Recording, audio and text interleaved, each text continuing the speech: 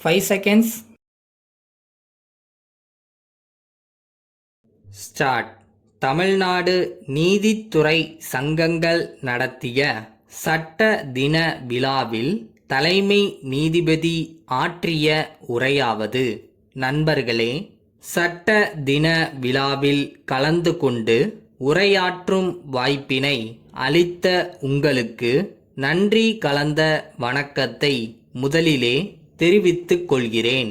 நீதி வழங்கும் தன்மை எப்படி இருக்க வேண்டும் என்று நம் முன்னோர்கள் நமக்கு வரையறுத்து கூறியிருக்கிறார்கள். அதாவது, சமன் செய்து சீர்தூக்கும் கோல் போல் எந்த பக்கமும் சாயாமல் இருக்க வேண்டும்.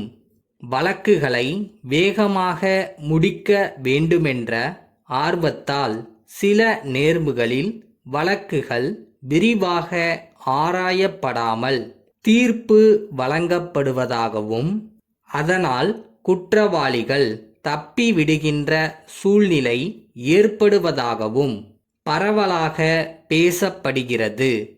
விரைவாக வழக்குகளை முடிக்க வேண்டும், அதே நேரத்தில் வழக்குகளின் தன்மைகளை முழுமையாக ஆராயவும் வேண்டும்.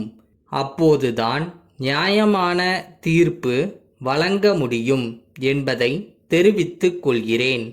மக்கள் தொகை பெருக்கம், சட்ட விழிப்புணர்வு போன்றவை காரணமாக ஆண்டுக்காண்டு வழக்குகளின் எண்ணிக்கை அதிகரித்து கொண்டே போகிறது. ஆனால் அதற்கு இணையாக நீதிமன்றங்கள், நீதிபதிகள், ஊழியர்கள் எண்ணிக்கை அதிகரிக்கப்படவில்லை என்பதை நீங்கள் அறிவீர்கள். அது மட்டுமல்லாமல் நிதி ஒதுக்கீடும் அடிப்படை வசதிகளும் போதுமான அளவில் இல்லை. இத்தகைய நிலைமை தவிர்க்கப்பட வேண்டும். அரசின் பல்வேறு துறைகள் மக்களுக்காக உருவாக்கப்பட்டு செயல்பட்டு வருகின்றன. அவற்றைப் போல்தான் நீதித்துறையும் மக்களுக்காகவே அமைக்கப்பட்டுள்ளது. மற்ற துறைகள் போல் நீதித்துறையும் மக்களுக்கு பதில் சொல்ல கடமைப்பட்டுள்ளது. மனித உரிமை பாதுகாக்கப்பட வேண்டும் என்பது முக்கியம். அதற்கு நீதித்துறையும் தனது பங்களிப்பை உணர்ந்து செயல்பட வேண்டுமென்று கேட்டுக்கொள்கிறேன். நீதித்துறையில் லஞ்ச ஊழல் பேர்வழிகளை வெளிச்சத்திற்கு கொண்டு வந்து அவர்களை கடுமையாக தண்டிக்க வேண்டும்.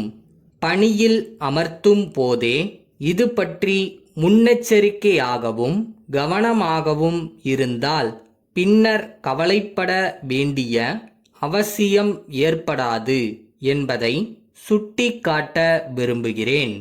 பாதிக்கப்பட்ட மக்களுக்கு விரைவாக நீதி கிடைக்க எதுவும் தடையாக இருக்கக்கூடாது. நல்ல நிர்வாகத்தை வழங்க விரும்பும் அரசாங்கம் இதனை மனதில் வைத்துக்கொள்ள வேண்டும். நீதித்துறையின் நிர்வாகம் இன்னும் சிறப்பாக அமைய அனைத்து நீதிமன்றங்களையும் கணினிமயமாக்க வேண்டும். அதற்கான வேலைகள் நடைபெற்று வருகின்றன என்பதை மகிழ்ச்சியுடன் தெரிவித்துக் கொள்கிறேன். தகவல் தொழில்நுட்ப வளர்ச்சியின் மூலம் நீதிமன்ற நடவடிக்கைகள் எளிதாகி வருகின்றன. காலத்தின் மாற்றத்திற்கு ஏற்ப நீதித்துறையினருக்கும் தேவையான பயிற்சிகளை அளிக்க வேண்டும். நீதிபதிகளும் வழக்கறிஞர்களும் இணைந்து செயல்பட வேண்டும். இருவரும் ஒரு நாணயத்தின் இரு பக்கங்களை போன்றவர்கள். வழக்கறிஞர்களின் போராட்டம் காலம் கடத்துவதற்கு என்றே வாய்தா வாங்குவது போன்ற நடவடிக்கைகள் எல்லாம் மக்களுக்கு நம்பிக்கையை இழக்கச் செய்துவிடும் என்பதை தெரிவித்து என் உரையை முடித்துக் கொள்கின்றேன். அன்புடையீர், தங்களது கடிதத்தில் கூறியிருக்கும் குற்றச்சாட்டுகளுக்கு உண்மையிலேயே வருந்துகிறோம்.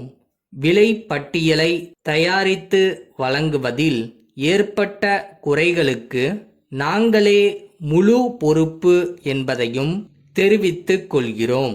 பொதுவாக விலை பட்டியல் அச்சிடப்பட்டது மிகவும் தரமானதாக இல்லை என்று தாங்கள் குற்றம் சாட்டி இருக்கிறீர்கள்.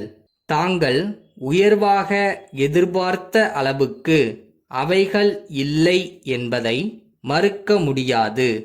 ஆனால் சுமார் 50,000 பிரதிகள் கொண்ட தங்களது விலைப்பட்டியலை அச்சிடுவதற்கு தாங்கள் அளித்த கால அவகாசம் மிகவும் குறைவு. மிக குறைந்த இடைவெளியில் அவற்றை அச்சிடுவதற்கு எங்களது வேலையாட்களை அதிகப்படியான நேரங்களில் வேலை செய்ய வைத்து அவற்றை தயாரிக்க வேண்டியிருந்தது. அவர்கள் அதிகப்படியான நேரங்களில் உழைக்கும் சமயங்களில் உழைப்பின் தரத்தை கவனிக்க இயலாமல் போய்விட்டது. மேலும் கடைசி நேரங்களில் தாங்கள் நகல்களை ஒரு முறைக்கு 3 முறையாக திருத்தியதே இதற்கு அடிப்படை காரணம் என்பதை தெரிவித்துக் கொள்கிறோம். இனிவரும் காலங்களில் கவனத்துடன் செய்து தருகிறோம் என்ற உறுதியை தர விரும்புகிறோம்.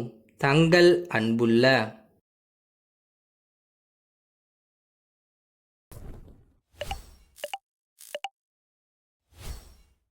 இந்த வாழ்க்கையை ஒரு முறை தானே வாழ போகிறோம். ஸோ போராடு, கண்டிப்பாக ஜெயிப்ப.